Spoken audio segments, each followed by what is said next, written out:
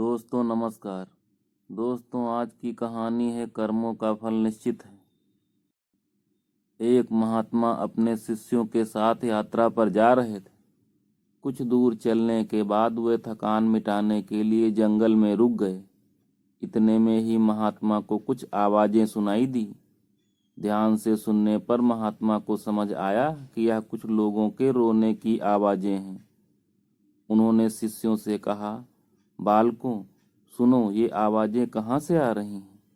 शिष्य एक दूसरे की तरफ देखने लगे, क्योंकि उन्हें कोई आवाज सुनाई नहीं दे रही थी।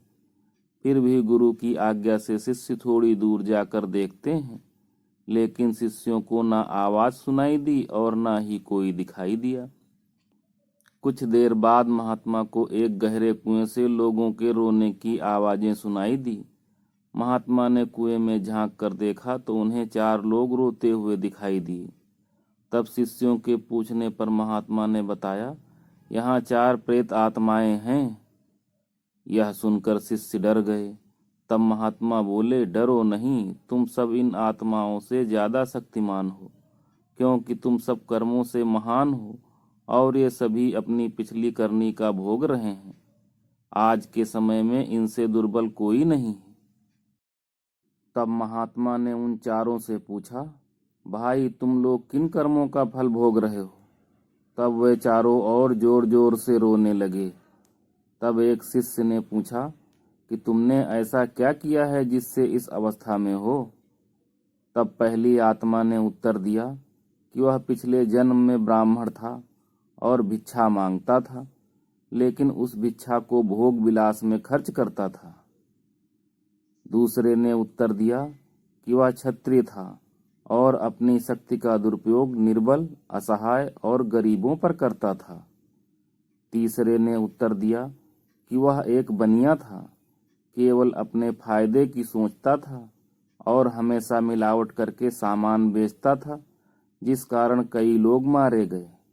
चौथे ने उत्तर दिया कि वह शूद्र था, वह बहुत आलसी था और जिम्मेदारी से भागता था, अपने माता पिता को पीटता था और दिन रात नशा करता था। महात्मा ने अपने शिष्यों से कहा कि ये सभी पापी अपने पापों को भोग रहे हैं। तब सभी प्रेत आत्माओं ने महात्मा से प्रार्थना की कि आप गुरु हैं, आप विश्व भर के लोगों को समझाएं कि बुराई का रास्ता क्षण भर की ही खुशी देता है, लेकिन इसका दंड कई जन्मों तक अंधकार में ही भोगना पड़ता है। दोस्तों, मनुष्य को कर्मों का फल भोगना ही पड़ता है, फिर वो किसी भी जन्म में हो।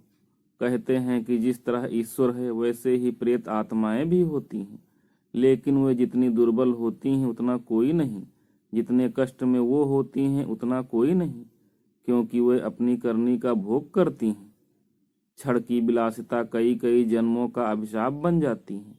व्यक्ति कितना भी इतराए, नियत उसके कर्मों का हिसाब रखती ही है। इसलिए सदैव सद्मार्ग पर चलें। अगर गलती हुई भी है तो उसे सुधार करें। दोस्तों, ये वीडियो आपको कैसी लगी कमेंट सेक्शन में जरूर बताएं। चैनल पर पहली बार आए हैं तो चैनल को सब्सक्राइब करके बेल आइकन जरूर प्रेस करें। मिलते हैं नेक्स्ट वीडियो में, तब तक के लिए नमस्कार।